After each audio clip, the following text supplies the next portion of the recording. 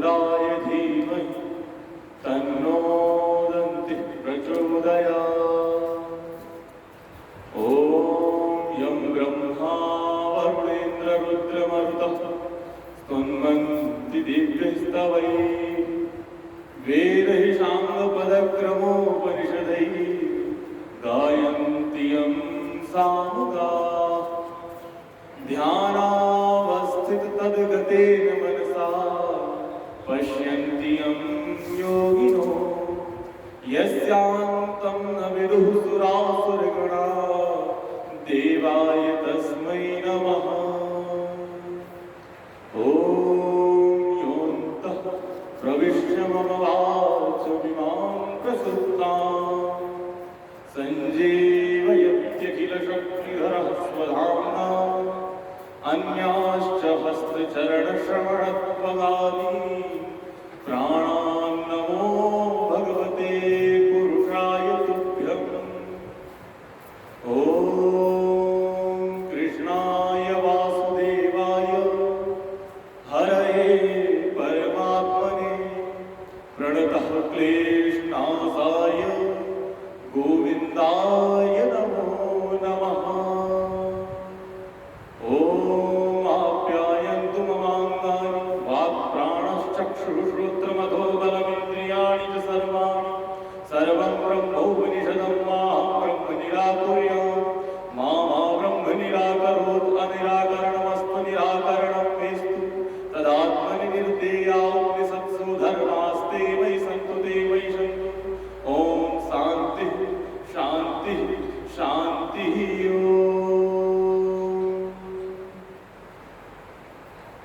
श्रीमन्नारायण नारायण हरि हरि श्रीमन्नारायण नारायण हरि हरि श्रीमन्नारायण नारायण हरि हरि श्रीमन्नारायण नारायण हरि हरि श्रीमन्नारायण नारायण हरि हरि श्रीमन्नारायण नारायण लक्ष्मी नारायण नारायण हरि हरि लक्ष्मी नारायण नारायण हरि हरि श्रीमन्नारायण नारायण हरि हरि श्रीमन्नारायण नारायण हरि हरि श्रीमन्नारायण नारायण हरि हरि। पूर्वात्पूर्व जगतकर्ता जगतहर्ता जगदाधार जगदीश्वर उस परम ब्रह्म परम पिता परमात्मा के चरण कमलों में प्रणाम करता हूँ। तदुपरांत पूज्य श्री महाराजश्री वर्तमान समय में धर्म के वटवृक्ष पूज्य महाराजश्री के चरण कमलों में बारंबार प्रणाम एवं यहाँ उपस्थित पूज्य गुरु जी के चरणों में प्रणाम और समुपस्थित सभी आचार्य में आपका स्वागत है, अभिवादन है, अभिनंदन है। सज्जनों, हम कर्म की महिमा का श्रवण कर रहे थे। ये जो शास्त्र में बताए गए कर्म हैं उसे प्रत्येक मनुष्य को करना चाहिए। उसी कर्म की महिमा में यदि हम आगे बढ़ेंगे और जब श्रीमद् भगवद गीता में देखेंगे तो भगवान श्री कृष्ण कहते हैं यज्ञ दान तपः कर्म न त्याज्यम कार्यमेव तत् यज्ञो दानम तपश्चैव पावनानि मनीषिणाः। कि जो मनुष्य है उसे जो हमारे यहाँ ऋषि मुनियों ने बताया है कि यज्ञ और दान और तप इन तीन कर्मों को कभी त्याग नहीं करना चाहिए। भले ही जीवन में कैसी भी स्थिति हो, परंतु यदि वो यज्ञ करता रहता है, दान करता रहता है, तप करता रहता है, तो उसके ऊपर भगवान की कृपा होती है और अवश्य ही मोक्षगामी होता है, ईश्वर के चरणों में उसको स्थान प्राप्त होता है। ये मैं नहीं, अभी तो ये शास्त्र कह रहा है, और शास्त्र कहे तो भगवान श्री कृष्ण अपने मुख से स्वयं कह रहे हैं। और हमारे लिए तो सब कुछ यही है, और क्योंकि ये शास्त्रों में बताए गए प्रमाण है, वेदों में इन्हीं का वर्णन मिलता है कि यज्ञ करे व्यक्ति, दान करे और तप करे, इससे उसके जीवन में आने वाली सभी प्रकार की विघ्न बाधाएं, सभी प्रकार की समस्याएं अपने आप दूर हो जाएंगी, उसका कवच हो जाता है। जब मनुष्य ये श्रेष्ठ कर्म करता है, क्योंकि तस्मात् शास्त्रम प्रमाणम, क्योंकि इसी को वेद और श्रुतियां प्रमाणित कर रही है कि ये कर्म है जो बताए गए हैं शास्त्रों में, ये प्रत्येक मनुष्य को करना चाहिए। और ये तो ऋषि मुनियों ने कर करके अपने आप को श्रेष्ठ बना करके परमात्मा के चरणों में स्थान प्राप्त किया। तो हमारे लिए तो हम कहते हैं महाजनों में गता संपन्नता, वही मार्ग होता है जिस पर हमारे बड़े श्रेष्ठ लोग चल करके गए, उसी मार्ग को हम भी अपना करके अपना उद्धार करें, अपनी उन्नति करें, अपने जीवन में उत्कर्ष का आगम करें। यदि हम यज्ञ करते हो, यज्ञ की महिमा तो शास्त्रों में बहुत अद्भुत है। मेरे को एक संवाद स्मरण में आ रहा है कि एक बार याज्ञवल्क्य ऋषि के पास राजा जनक गए और उनसे उन्होंने प्रश्न पूछा कि गुरुदेव, कि कौन सी ऐसी शक्ति होती है जिससे मनुष्य देखता है। तो उन्होंने बहुत सरल उत्तर दिया कि जनक, संसार में सूर्य की शक्ति से जो प्रकाशित है सब कुछ, उस परमपिता परमात्मा की शक्ति से ये सूर्य रूपी जो दृष्टि है सभी को प्राप्त है, इसी की दृष्टि से सभी लोग देखते हैं। तो बोला महाराज, रात्रि में किस दृष्टि से हम सब देखते हैं? तो बोला ऋषि ने कि चंद्र की जो दृष्टि होती है उससे मनुष्य देखता है, संसार प्रकाशित होता है उससे। उसके उपरांत राजा जनक ने कहा कि जो व्यक्ति गुरुदेव किसी घने अंधकार में चला जाता है, जंगल में चला गया, उस समय ना उसके पास सूर्य की दृष्टि है ना चंद्र की दृष्टि है, उस समय उसके जीवन में कौन सी दृष्टि होती है जब उसे प्रकाशित करती है, उसे मार्ग दिखलाती है। तो जो ऋषि उत्तर देते हैं, जो याज्ञवल्क्य जी कहते हैं कि उस समय उस स्थिति में उसकी आत्मज्ञान रूपी जो ज्योति होती है, जो उसके अंदर हृदय में जो हम कहते हैं त्यतिष्ठत् दशांगुलम, वो परमपिता परमात्मा जो उसके हृदय में विराजमान है, वो जो प्रकाशित करता है, उसका जो आत्मज्ञान प्रकाशित करता है, उस दृष्टि से मनुष्य देखता है। तो उस आत्मज्ञान को, उस दृष्टि को प्रकाशित करने के लिए मनुष्य को ये जो श्रेष्ठ कर्म है यज्ञ, दान और तप करना पड़ेगा। और आज प्रत्येक मनुष्य को इन कर्मों को करने की आवश्यकता है, क्योंकि ये हमारी संस्कृति है, और संस्कृति का जिस प्रकार से हनन हो रहा है, उससे हमारे संस्कारों का भी हनन होता जा रहा है। और आज हम देख सकते हैं कि देश किस दिशा में जा रहा है, किस दशा में हो गया है। क्यों? क्योंकि हमारी संस्कृतियों का हनन होता जा रहा है।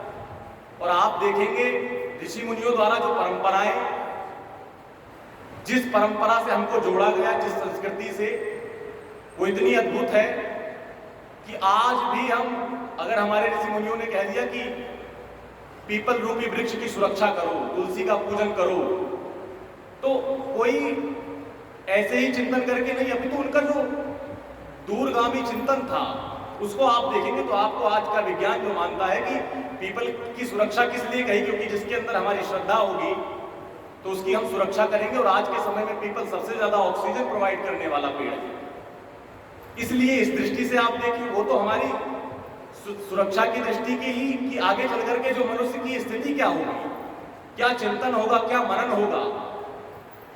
और हमारे ऋषियों द्वारा कही गई कोई भी बात अनर्थ नहीं है, नरगल नहीं है, अभी तो हमें उनको केवल और केवल स्वीकार करना है और अपनी उन्नति में सहायक बनाना है। और हम कर रहे थे यज्ञ, दान और तप। तो यज्ञ को बताऊं तो यज्ञ तो इतना श्रेष्ठ कर्म है हमारे यहाँ कि यज्ञो वही श्रेष्ठतम कर्म, इससे श्रेष्ठ कर्म तो कोई है ही नहीं मनुष्य के लिए। यज्ञ से एक तो खुद का भी विकास होता है और खुद की भी उन्नति होती है, अभी तो समाज की भी उन्नति होती है। व्यक्ति समाज को भी जो प्रदूषित हो रहा है उसको स्वच्छ करता है, उसको पवित्र करता है यज्ञ से। और यज्ञ के विषय में आप देखेंगे जितने भी हमारे यहाँ ऋषि मुनि हुए, जितने भी ज्ञानी महात्मा हुए, सब कुछ कितनी भी साधना आराधना कर ले, उसके उपरांत में वो अंत में उस अनुष्ठान को पूर्ण करने के लिए यज्ञ करते थे।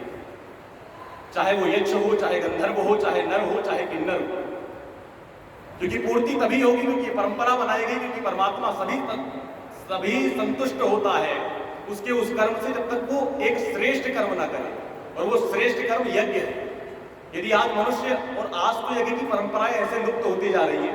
प्राचीन काल में राजा महाराजा कराया करते थे, ऋषि मुनियों को बुला करके अच्छे अच्छे विद्वानों का सम्मान करते हुए। परंतु आज वर्तमान स्थिति में व्यक्ति को पता ही नहीं यज्ञ क्या होता है, हवन क्या होता है। वो तो समझता है केवल एक सामग्री को उठा करके अग्नि में डालते हुए यज्ञ हो गया। उसका जो मनोविज्ञान है, जो उसका अंदर से जो उसकी ऋषि मुनियों का जो चिंतन है, उसको समझना पड़ेगा और उसको समझाना पड़ेगा। आज के आचार्यों को, लोगों को बताना पड़ेगा कि यज्ञ क्या होता है, क्या होता था यज्ञ पहले प्राचीन समय में, कितने बड़े बड़े यज्ञ हुए। और सभी राजा और किसी भी राज्य पद पर जाने के लिए पहले वो यज्ञ क्या करते थे। अगर वो युद्ध में भी जा रहे हैं तो पहले यज्ञ होगा उनके यहाँ। ये परंपरा होती थी, ये संस्कार होते थे, ये संस्कृति होती थी हमारी। और इसी के अंदर जो यज्ञ बताया गया है, मैं कहूं कि केवल और केवल जितने भी ऋषि मुनि हुए, उन्होंने यज्ञ के बल से ही अपनी साधना रूपी जो बल था उनके अंदर यज्ञ की शक्ति हुआ करती थी। क्योंकि यज्ञ से देवता बहुत जल्दी प्रसन्न होता है। भले ही हम कितना भी जब तक कर लें, परंतु यज्ञ नहीं करेंगे। और यज्ञ तो देवताओं की श्रेणी वाला कर्म है। हम पढ़ते हैं ना कि देवी देवासुर संपद विभाग योग में जब हम 16वें अध्याय में प्रवेश करेंगे तो प्रथम श्लोक में भगवान ने कहा, अभयम सत्व संशुद्धि ज्ञान योग व्यवस्थिति दानम दमश्च यज्ञश्च स्वाध्यायस्तप आर्जव। उसमें यज्ञ भी श्रेष्ठ है और ये देवीय कर्म है। और अगर आज मनुष्य को देव के तुल्य बनना है, देवता की तरह अपने जीवन को बिताना है, सब कुछ चाहिए उसे, तो उसको जो ये श्रेष्ठ कर्म है यज्ञ, वो करना चाहिए। और ये क्योंकि वेद कह रहा है, शास्त्र कह रहे हैं, भगवान स्वयं कह रहे हैं, तो भगवान की कही हुई बात में तो हमें बिना सोचे समझे भी विश्वास कर लेना चाहिए। और हम जब इसके गहन और गूढ़ चिंतन करेंगे यज्ञ का, तो इसमें गीता में ही, श्रीमद् भगवद गीता में यज्ञ के 3 प्रकार बताए गए कि एक राजसिक यज्ञ होता है, एक तामसिक होता है, एक सात्विक यज्ञ होता है। तो आप देखेंगे कि सात्विक यज्ञ कौन सा है और तामसिक यज्ञ कौन सा है और राजसिक यज्ञ कौन सा है। और आप देखिए कि आप कौन सा यज्ञ कर रहे हैं। किसी कामना से किया गया यज्ञ है या केवल निस्वार्थ भाव से परमात्मा के लिए किया गया यज्ञ है। किस प्रकार से हम, किस दृष्टि से अपने जीवन में यज्ञ कर रहे हैं। यज्ञ केवल आहुति डाल देना नहीं होता, आप तो हमारी श्रद्धा, हमारी भावना उससे जुड़ी होती है, तब जाकर के हमको उससे परिणाम प्राप्त होते हैं। और मैं बात कर रहा था तामसिक यज्ञ, राजसिक यज्ञ और सात्विक यज्ञ। जब आप सात्विक यज्ञ के लक्षण पढ़ेंगे तो उसमें भगवान श्री कृष्ण गीता में बताते हैं कि अफलाकांक्षभिर्यज्ञो विधि दृष्टो या इज्जते यष्टव्यमेवेति मनः समाधाय सात्विकः। कि जो व्यक्ति शास्त्र विहित यज्ञ करता है और कर्तव्य मान करके यज्ञ करता है और मन को अपने स्थिर करके, मन का समाधान करके, फल की इच्छा न करते हुए जब यज्ञ करता है राष्ट्रोद्धार के लिए, वो सात्विक यज्ञ होता है। सबकी उन्नति के लिए और खुद के केवल हित ना हो कि मेरी ये कामना है, वो सात्विक यज्ञ है। और आगे भगवान ने कहा राजसिक यज्ञ क्या होता है, तो उसके लक्षण बताते हैं, अभिसंधाय कुफलम दंभ दंभार्थमपि चैव यत् यज्यते भरतश्रेष्ठ तम यज्ञम विद्धि राजसम। कि केवल दंभाचरण के लिए अथवा फल की कामना से और केवल हमारी इच्छा पूरी हो जाए, तो इस दृष्टि से कि ये पूरा हो जाएगा भगवान, तो मैं इस प्रकार के यज्ञ के ये कर रहा हूं, आप इससे प्रसन्न होकर के मुझे ये फल प्रदान करें, चाहे वो राजा करे या फिर कोई सामान्य मनुष्य करे, तो वो राजसिक यज्ञ की श्रेणी में आता है। और जब हम तामसिक यज्ञ के लक्षण पढ़ेंगे तो बताया गया विधिहीन मशिष्टान्न मंत्रहीन मदक्षिणम श्रद्धा विरहितम यज्ञम तामसम परिचक्षते। कि एक तो विधि से हीन यज्ञ, अगर आप किसी अच्छे आचार्य को बुला करके यज्ञ नहीं करा रहे हैं, वो कुछ भी अनर्गल बोल रहा है और अनर्गल विधि कर रहा है, जो शास्त्र में, जो वेद में नहीं बताया गया। और आजकल लोगों ने तो धर्म का बिल्कुल इस प्रकार से हनन कर दिया, उसकी हीनता कर दी है कि बड़ी पीड़ा होती है वो देखते हुए। किसी को यज्ञ की विधि ही नहीं पता, कुछ भी जिसके मन में जो भी आ रहा है वो कराया जा रहा है। परंतु जब हम शास्त्रोचित यज्ञ करते हैं तो वो सात्विक यज्ञ में आता है, परंतु जब हम विधि से हीन यज्ञ करेंगे तो वो तामसिक यज्ञ के लक्षण है। ये श्रुतियां, ये वेद प्रमाण कर रहे हैं इसका। और यही कहा गया मंत्रहीनम दक्षिणम, अगर आपने यज्ञ करा लिया और आचार्य को दक्षिणा नहीं दी तो वो यज्ञ भी आपका तामसिक है। और अगर आप भले ही सब कुछ कर रहे हैं और श्रद्धा नहीं है आपके अंदर, श्रद्धा विरहितम यज्ञम, भले ही आपके अंदर सारी आपने सामग्री उपस्थित कर ली है, षोडशोपचार राजोपचार की सामग्री, परंतु उसके प्रति श्रद्धा नहीं है, भगवान के प्रति श्रद्धा नहीं है, आचार्य के प्रति श्रद्धा नहीं है, तो कोई आपको फल और परिणाम उससे प्राप्त नहीं होगा। फिर वो किस प्रकार का श्रेष्ठ कर्म हो गया। तो इसलिए विशेषकर विधि से युक्त हो हमारा यज्ञ, श्रद्धा से मान हो जब हम यज्ञ करें। हम जब भी यज्ञ करें तो आचार्य को अवश्य दक्षिणा दें, और अच्छी, क्योंकि आचार्य की प्रसन्नता हो, ब्राह्मण प्रसन्न होगा तो भगवान अपने आप संतुष्ट हो जाएंगे। क्योंकि हमारे यहाँ एक सिद्धांत चलता है कि देवाधीनम जगत सर्वम मंत्राधीनाश्च देवता ते मंत्रा ब्राह्मणाधीनम तस्मात् ब्राह्मण देवता। क्योंकि ब्राह्मण भी देवता तुल्य है। क्यों? देवाधीनम जगत सर्वम, संपूर्ण संसार देवताओं के अधीन है, परमात्मा के अधीन है। मंत्राधीनाश्च देवता, और वो देवता मंत्रों के अधीन है। मंत्रों के बिना किस प्रकार से हम उनकी उपासना आराधना करेंगे। ते मंत्रा ब्राह्मणाधीना, कि वो मंत्र ब्राह्मणों के अधीन है, क्योंकि ब्राह्मणों से मुखमासी, ब्राह्मणों का ही मुख देवताओं का मुख है। और जब उससे वेदवाणी प्रस्फुटित होती है तो फिर देवता भी सुनते हैं, और देवता भी उस जातक का, उस मनुष्य का कल्याण करते हैं। तो ते मंत्रा ब्राह्मणाधीना तस्मात् ब्राह्मण देवता, इसलिए ब्राह्मण देवता हुआ और देवता तुल्य हुआ, इसलिए उसका उसी प्रकार सम्मान करें जिस प्रकार हम देवता का पूजन कर रहे हैं, उस प्रकार हम उस विप्र का सम्मान करें और योग्य आचार्य को बुलाएं और अच्छा यज्ञ कराएं। इससे आपके जीवन में भी कामना हो, कोशिश करें, प्रयत्न करें, सात्विक यज्ञ हो, तो अवश्य ही हमारे जीवन में ईश्वर की कृपा होगी। और बहुत अद्भुत महिमा है हमारे यहाँ यज्ञ की। गुरुदेव 108 पुण्य यज्ञ कराते हैं, लोग अपना उद्धार करते हैं। और इसीलिए है कि ये परंपरा है, ये हमारे यहाँ। आप अपने जीवन में, आज व्यक्ति सत्यनारायण कथा नहीं कराता महीने में एक बार, पूरे वर्ष निकल जाते हैं। कभी विवाह के समय उसने यज्ञ किया होगा, उससे पूछो कि अब कब लास्ट टाइम आपने यज्ञ किया था, तो उसे स्मरण भी नहीं होता। अब तो इसी प्रकार से धीरे धीरे परंपराएं लुप्त होती जा रही हैं, खत्म होती जा रही हैं। तो कोशिश करें हम यज्ञ करें और सात्विक यज्ञ करें। और दूसरी बात जो कही गई, दान, इसी प्रकार राजसिक दान है, तामसिक दान है और सात्विक दान है। और दान की तो महिमा बहुत अद्भुत है हमारे यहाँ। आप देखेंगे जितने भी श्रेष्ठ पुरुष हुए, जितने भी महात्मा हुए, जितने भी ऋषि मुनि हुए, सबने अपने जीवन में दान किया। और आपको बताऊं, केवल और केवल दान का बल ऐसा होता है। और दान ऐसा नहीं कि हम पढ़ते हैं उपनिषदों में कि जो नचिकेता के पिताजी थे उद्दालक, कैसा गायों का दान कर दिया, पीतोदका जगदृणा दुग्ध दोहा निरंद्रिया अनंदा नाम ते लोकास तान सगच्छति तादव। मतलब जो गाय मरने की हालात में, जो चारा भी नहीं खा सकती, जिनकी हड्डियां दिख रही हैं, मतलब आज व्यक्ति उन चीजों का दान करने लगा जो उसकी काम की नहीं है, जो हमारे काम की नहीं है, हमारी उपयोगिता नहीं है, उस चीज को दान कर दो। अगर ये शर्ट मेरी छोटी पड़ रही है तो मैं इस शर्ट को दान कर दूं।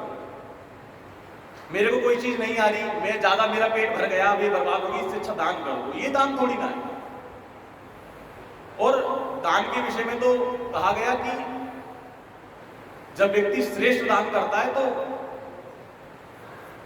मैं महाभारत में पढ़ रहा था कि एक शुक्ति आती है वहां पर, एक कि यदि आप श्रेष्ठ व्यक्ति को दान करते हैं, उपयोगी व्यक्ति को दान करते हैं, तो आप राजा के तुल्य हो जाते हैं, राजा के समान आपका वर्चस्व हो जाता है। इस प्रकार की दान की महिमा है। और जब आप किसी गलत आदमी को दान कर देते हैं, किसी अयोग्य व्यक्ति को दान कर देते हैं, तो आप फिर दरिद्र होने लग जाते हैं। क्योंकि कुपात्र दानात अभवत दरिद्र, सत्पात्र दानात भवेत धनाढ्य। जब व्यक्ति सत्पात्र को, सात्विक प्रवृत्ति वाले मनुष्य को दान करता है, तब वो जाकर के श्रेष्ठ हो जाता है। उसका दान, वो दान महादान हो जाता है। और आजकल तो अनेक दान होते हैं, अन्नदान, विद्या का दान, ज्ञान का दान लोग कर रहे हैं। तो उसमें जो सात्विक दान बताया गया कि सबसे अच्छा दान कौन सा है, तामसिक प्रवृत्ति का दान कौन सा है और राजसिक प्रवृत्ति का दान कौन सा है। तो भगवान श्रीमद् भगवद गीता में 17वें अध्याय में बताते हैं जो सात्विक प्रवृत्ति का दान है, दातव्य विधि यद्दानम दीयते रूपकारिणे देश काले च पात्रे च तद्दानम सात्विकम स्मृतम। जो दान हम कर रहे हैं वो ऐसा मानकर करें कि दान देना मेरा कर्तव्य है, मेरा धर्म है, मेरी प्रवृत्ति है कि मैं दान करना ही है, मेरी एक दिनचर्या है। ये ना माने कि मैं केवल किसी कामना से दान कर रहा हूं कि ये दूंगा तो ये मिलेगा। नहीं, जो सात्विक दान होगा वो ऐसा मान करके करेगा मनुष्य कि मेरा कर्तव्य है, मैं अपने कर्तव्य का पालन कर रहा हूं। जब ऐसी प्रवृत्ति बनाएगा अपने मानसिक स्थिति में, तब जाकर के वो सात्विक दान होगा। और कैसा, जो दान दे रहे हैं वो देश कैसा है, वो काल कैसा है, वो स्थिति कैसी है, किस व्यक्ति को दे रहे हैं। तो जब हम सब कुछ का निरीक्षण करके किसी श्रेष्ठ व्यक्ति को दान देते हैं तो वो सात्विक दान होता है। और ऐसा मान करके कि ये मेरा कर्तव्य है, तब दान को सात्विक दान माना जाता है। और मैं दान की तब चर्चा कर रहा हूं तो मुझे स्मरण में आता है, अगर मैं राजा नृग का नाम ना लूं तो ये दान की महिमा अधूरी रह जाएगी।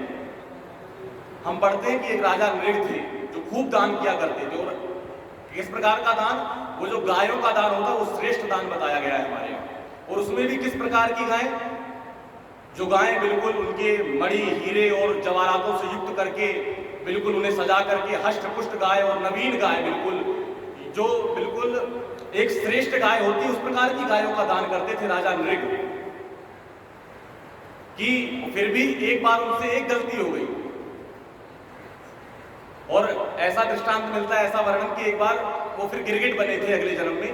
जब उनको मृत्यु प्राप्त हुई तो गिरगिट बन गए, कुएं में खेल रहे थे तो यदुवंशी खेल रहे थे वहां पर, भगवान कृष्ण के बच्चे जो थे, और उनकी बॉल चली गई थी उसमें, कुएं के अंदर बॉल चली गई। तो वो गिरगिट बहुत बड़ा सा था, तो उन बच्चों ने देखा तो भगवान आए। और भगवान जब बॉल को निकाल रहे थे उस समय, तो बॉल को निकालते हुए उनका हाथ उस गिरगिट से स्पर्श हो गया और तुरंत उनका कल्याण हो गया, उद्धार हो गया। तो उनसे पूछा कि तुम्हारी स्थिति ये कैसी हुई, तुम ये गिरगिट कैसे बन गए? तो उन्होंने बताया, मैं महाराज राजा नृग था, मैं खूब दान किया करता था। और ऐसी दान किया करता था कि कहते थे कि उन्होंने इतना दान किया कि व्यक्ति धरती पर रहने वाली रज के कणों को गिन सकता है, नक्षत्रों को गिन सकता है, परंतु उन्होंने जितना दान किया वो दान को नहीं गिन सकते। इतने अद्भुत दानी थे राजा नृग। और फिर भी भगवान ने कहा, तुम इतना अच्छा दान करते थे, इतना सब कुछ करते थे, परंतु तुम्हारे जीवन में फिर ये कि क्यों स्थिति आ गई कि तुम गिरगिट बन गए? ये स्थिति कैसे घटित हुई? तब वो बताते हैं कि भगवान, मैंने एक बार क्या मुझसे गलती हो गई, मैंने बहुत अच्छी गायों का दान करता था, मणि से युक्त, स्वर्ण से युक्त, चांदी से युक्त गायें, जिनके खुर भी सोने के होते थे, उनकी जो सींग होती थी उनसे सोने से युक्त, मणि से युक्त होती थी, बिल्कुल एक युक्ति हष्ट पुष्ट गाय का दान किया करता था। परंतु एक गलती हो गई कि मैंने एक ब्राह्मण को दान दिया और दान देने के बाद वो गाय वापस मेरे यहाँ आ गई। और फिर मैंने उसी गाय को किसी और ब्राह्मण को यज्ञ करने के बाद दान दे दिया। और वो ब्राह्मण जिसकी गाय वापस आई थी, जिसको मैंने पहले दान दिया था, वो ढूंढता हुआ आया और उसने पहचान लिया कि दूसरा ब्राह्मण मेरी ही गाय को लेकर के जा रहा है। तो उसने कहा कि मेरी गाय है। तो फिर उन दोनों में आपस में बहस होने लग गई ब्राह्मणों में। तो ब्राह्मण गए राजा के पास, राजा नृग के पास आए, और राजा नृग ने देखा और उनको तुरंत स्मरण हो गया जैसे दरबार में कि ये तो मेरी गलती है, मैंने गलती से वही गाय दान कर दी जो मैंने इस ब्राह्मण को पिछले दान की थी, ये गाय वापस आ गई। तो केवल एक गलती से, और वो भी उन्होंने क्षमा मांगी ब्राह्मणों से। ब्राह्मणों ने कुछ नहीं कहा, बहुत क्षमा मांगी और चले गए ब्राह्मण। परंतु जब उनको मृत्यु प्राप्त हुई तो उनसे पूछा गया कि तुम्हारी ये गलती थी और तुम्हें क्या दंड दिया जाए, पहले पाप भुगतोगे या पुण्य? तो उन्होंने कहा मैं पाप भुगतना चाहता हूं। तो उन्हें गिरगिट की योनि में प्राप्त हुआ और उनका फिर कल्याण हुआ। तो आप सोचिए, इतना बड़ा दानी केवल एक गलती करने के कारण उसे किस प्रकार की योनि प्राप्त हुई। और आज तो हम लोग दान कर ही नहीं रहे। और आज ब्राह्मणों की स्थिति क्या हो गई, किस प्रकार का कौन दान कर रहा है, किसी को कोई मतलब नहीं। इसलिए आवश्यकता है कि हम श्रेष्ठ दान करें, राजसिक दान ना करें, अभी तो तामसिक दान ना करें, अभी तो सात्विक दान करें जो भगवान ने बताया। और सब कुछ व्यक्ति के पास होता है, परंतु जितना जितना आता रहता है उसको लगता है ये भी कम है, मैं कैसे किसी और को दे दूं। आज स्थिति ये है कि आरती में भी यदि व्यक्ति को दक्षिणा चढ़ानी है तो 10 बार सोचता है कि ये मेरी मेहनत की कमाई है, मैं कैसे किसी को दे दूं, कैसे किसी को दान कर दूं। तो ये मानसिकता हो गई है। तो आज आवश्यकता है कि हम सात्विक दान करें, केवल किसी कामना से न करें कि ये मैं दान करूंगा तो मुझे ये प्राप्त होगा। और दान तो है ही है कि शतहस्त समाहारा सहस्त्र हस्त संकीर्ण, 100 हाथों से कमाओ 1000 हाथों से बांटो, वो दान की महिमा है। ये वेद और श्रुति कह रही है। तो आवश्यकता है केवल और केवल मनुष्य को यज्ञ करे जो श्रेष्ठ कर्म है, और दूसरा दान, सात्विक दान करें जो ऋषि मुनि किया करते थे। अपने अगर आप ज्ञान है आपके पास, आप ज्ञान के योग्य हैं, तो आप दूसरे को ज्ञान रूपी दान करें। अगर आपके पास अन्न बहुत है तो आप अन्न का दान करें, और जो भी आप विद्या का दान करें, जो भी श्रेष्ठ दान हो सके, जिस प्रकार से किसी की हेल्प हो सके वो करें। और परंतु किसी की कामना से नहीं, अभी तो अपना कर्तव्य मान करके जब हम करते हैं तो वो श्रेष्ठ कर्म में आता है, और भगवान बता रहे हैं उसे। और अगली बात कही गई तप की। तप के विषय में कहूं मैं कि तपसा कल्मषम हंति। आज के समय में मनुष्य के जीवन में जितने भी पाप हैं, जितने भी कष्ट हैं, जितने भी दुख हैं, बाधाएं हैं, अगर उसको वो दूर करना है तो उसे उसको अपने जीवन में तप करना पड़ेगा। और किस प्रकार का तप? जो सात्विक तप है, जो ऋषि मुनि किया करते थे। और तप की महिमा ऐसी है कि मैंने सुना कि विश्वामित्र क्षत्रिय थे, उन्होंने ऐसी साधना की, ऐसा तप किया कि उससे वो ब्राह्मण बने, और फिर उन्होंने गायत्री की रचना की, और आज हम लोग गायत्री पढ़ते हैं प्रतिदिन, संध्या उपासन में हम उसके प्रयोग करते हैं। तो ये है तप। क्या तप होगा उनका और कैसा तप होगा, आप चिंतन करिए। कितना तप करने के बाद वो ब्राह्मण बने होंगे, और फिर ब्राह्मण बन के उन्होंने गायत्री रूपी हमारे लिए जो ब्रह्म है उसकी रचना की, और आज वो ब्राह्मणों का गायत्री तो प्राण है। ऐसी स्थिति है वर्तमान स्थिति में। तो केवल और केवल ब्राह्मणों को तप की आवश्यकता है, और केवल अपने शरीर पर कष्ट देना, दुख देना, ये तप नहीं है। अपनी इंद्रियों का मान लो हमने दमन कर लिया तो वो तप नहीं है। अभी तो तप तो वो है जब हम उस परमपिता परमात्मा की दृष्टि से प्राप्त करने के लिए, ये नहीं कि सांसारिक भोग वस्तुओं को प्राप्त करने के लिए मैं इतने दिन का व्रत रख रहा हूं, ये कर रहा हूं, वो कर रहा हूं। और रामचरितमानस में तो कहा गया तप बल विप्र सदा बलियाना। जो तप का बल होता है, जो तप की शक्ति होती है, उसी से विप्र अर्थात ब्राह्मण शक्तिशाली होता है। उसके पास केवल एक शक्ति है तप की, क्योंकि वो साधना कर सकता है हर क्षेत्र में जाकर के। उसके पास अधिकार है कि वो तप करे। लोग नाना प्रकार के तप करते, पंचाग्नि तप, अपने आप को किसी चौतरे, हम सुनते हैं कि रावण ने तप किया किसी चबूतरे पर बैठ करके। और भी ऋषि मुनियों का उदाहरण मिलता है कि किसी ऋषि ने जल में जाकर के समाधि ले ली, इस प्रकार का तप किया। किसी ने एक आसन में स्थित होकर के निरंतर भगवान नाम का स्मरण करता रहा, इस प्रकार का तप किया। और जब हम तप करते रहते तब हमारे जीवन में हमारी उन्नति होती रहती है, और हमें लोगों से, हम इस संसार से जो दूर होने की बात हमारे यहाँ बताई जा रही है वो हम फिर दूर हो जाते हैं यदि हम तप कर रहे हैं। जैसे आज के जीवन में विद्यार्थियों के लिए तप है पढ़ना, स्वाध्याय प्रवचनाभ्याम न प्रमदितव्यम, यही उनका तप है कि उससे प्रमाद ना करें। और मृत्यु कब हो जाती है व्यक्ति की? तो मैं पढ़ रहा था कि प्रमादम वही मृत्यु, जब व्यक्ति प्रमाद करने लग जाता है, जब हम आलस से कर लेते हैं कि ये बाद में कर लेंगे क्या, तो उसी वक्त हमारे जीवन में मृत्यु का आगमन हो जाता है। वो मृत्यु नहीं है कि जब हम मर जाते हैं, अभी तो मृत्यु तो तब होती है प्रमादम वही मृत्यु, जब हम किसी चीज से दूर होने लगते हैं, आलस करने लग जाते हैं। तो वो जब हम आलस को दूर करेंगे और तप करेंगे तब हमारे जीवन में उन्नति होगी। और हमने सुना है कर्ण का उदाहरण, कितना बड़ा श्रेष्ठ दानी था, उसकी तरह दान करने वाला कोई नहीं। और कई बार क्या होता है हमारे जीवन में, हम सब कुछ कर रहे हैं परंतु हमें उसका परिणाम नहीं मिलता। एक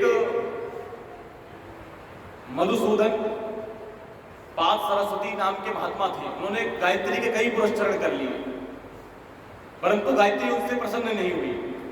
खूब 24 के 24 पुरस्चरण कर लिए गायत्री के, फिर उसके उपरांत उन्होंने छोड़ दिए, जाने लगे। तभी गायत्री माता प्रकट हुई। फिर वो कहने लगे कि देवी मैंने अभी तक आपके इतने पुरस्चरण कर लिए और आप प्रकट नहीं हुई, अब मैं जब छोड़ने लगा, जब मैं विरक्त हो गया तब आप प्रकट हो गए। तो बोली हाँ।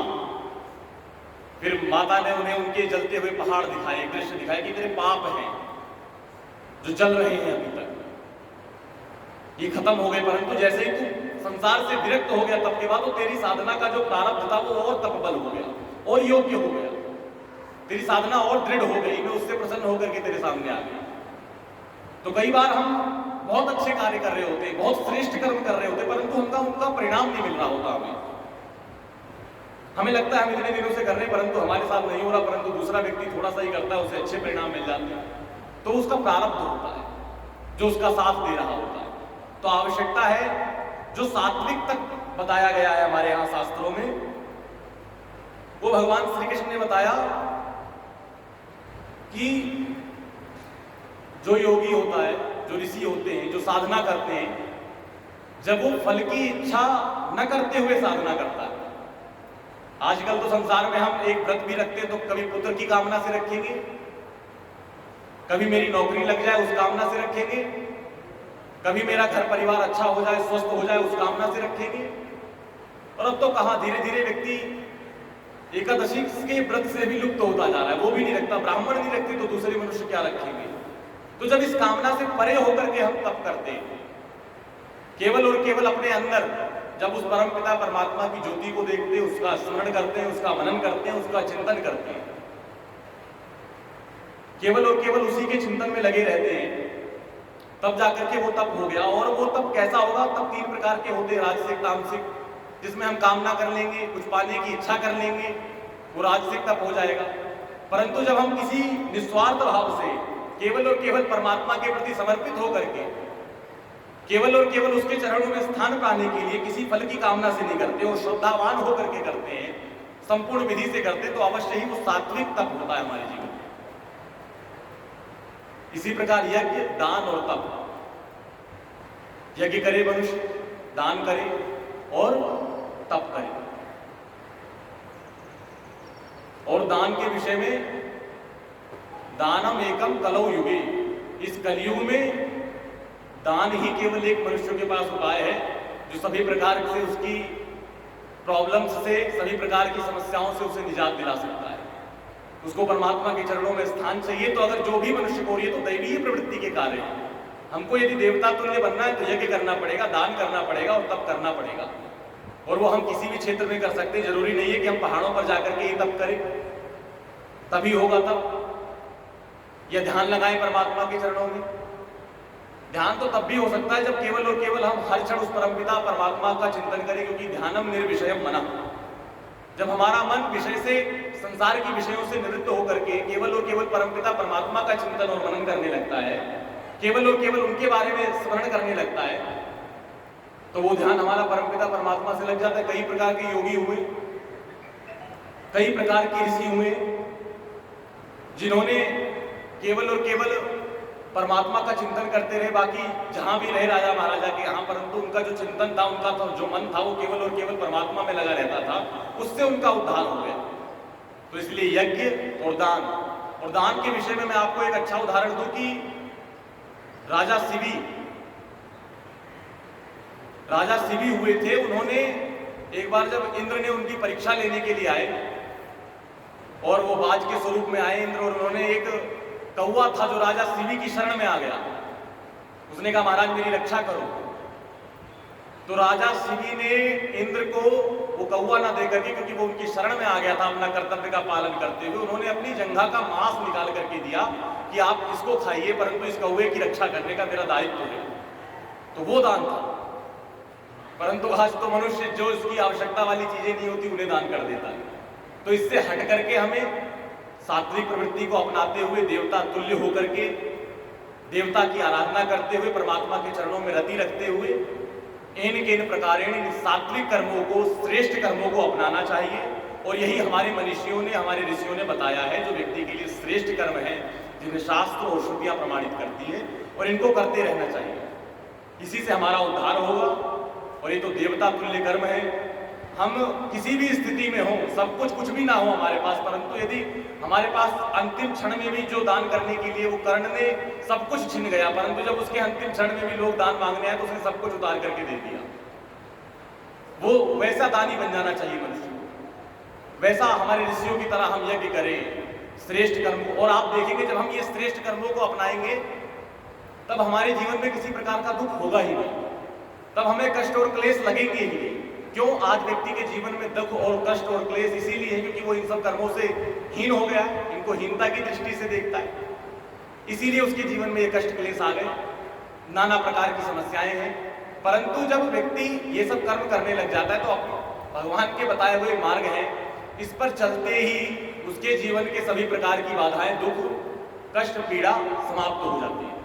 तो इसीलिए प्रयत्न करें, कोशिश करें कि हम श्रद्धावान होकर के वेद श्रुति को प्रमाणित करते हुए जो शास्त्रों में धर्म का मार्ग बताया गया है उस पर चलते हुए अच्छे कर्म करते हैं, अवश्य ही हमारा उद्धार होगा, हमारा कल्याण होगा और केवल परमात्मा के चरणों में रति हो जाए, इससे भी मनुष्य का उद्धार होता है। तो बस ये कर्म करें, हमारे यहाँ जो मार्ग बताया गया है अच्छे मार्ग, उन पर चलते रहें, वो कर्म करते रहें जो श्रेष्ठ हैं, इसी से हमारा और आपका उद्धार होगा। और यही हमारे जीवन का ये उद्देश्य है। ये संसार का केवल हमको इसी समय ये अवसर प्राप्त हुआ है कि हम देवता तुल्य हो सकते हैं। बाकी योनियों में ये फैसिलिटी, ये सुविधा नहीं है कि कोई भी कुछ भी करके कुछ भी प्राप्त हो, नहीं तो 84 लाख योनियों में भटकने के अलावा कोई और उपाय नहीं होता। इसीलिए यज्ञ करें, दान करें और तप करें।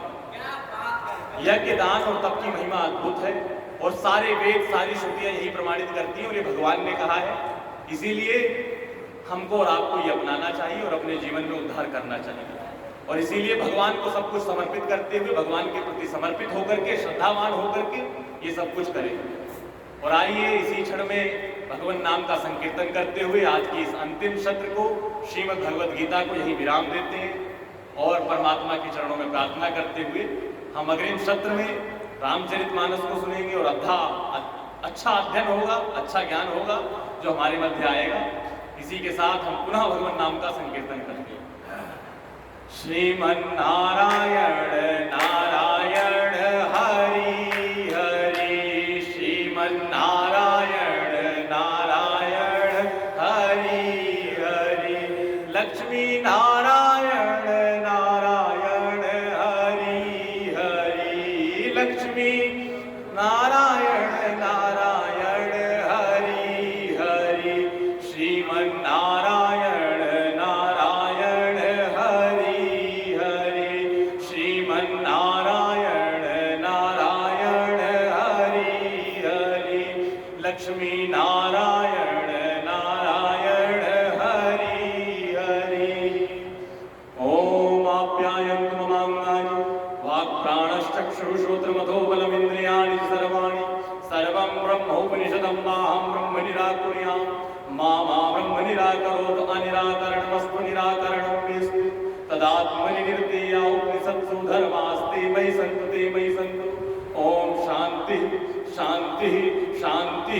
ओम धर्म की अधर्म का नाश हो, में सद्भावना हो, विश्व का कल्याण हो, गौ माता की जय हो। नमः पार्वती पतये।